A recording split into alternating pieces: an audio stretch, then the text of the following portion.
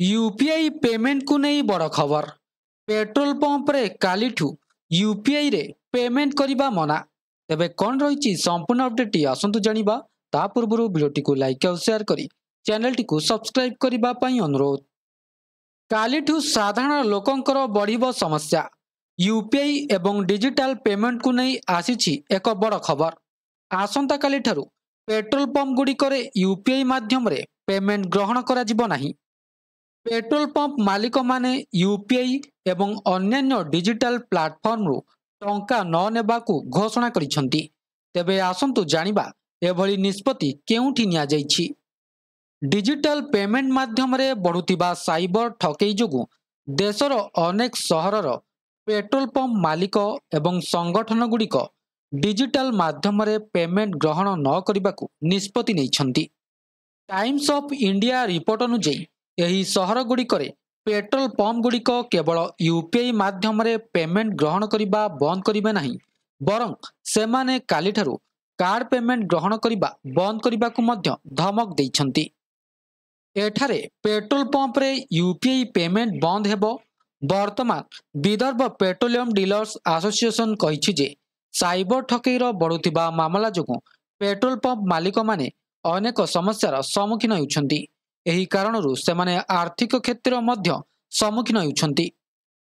ठक माने लोकंको कार्ड किंबा नेट बैंकिंग हैक करंती एवं एहाकू व्यवहार करी payment करंती।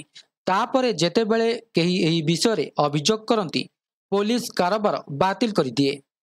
Federation of all Maharashtra petroleum dealers association कहिछि जे एपरि साइबर ठकी जुगु अनेक पेट्रोल पंप मालिकंको अकाउंट संपूर्ण भाबरे अवरोध करा जाइछि।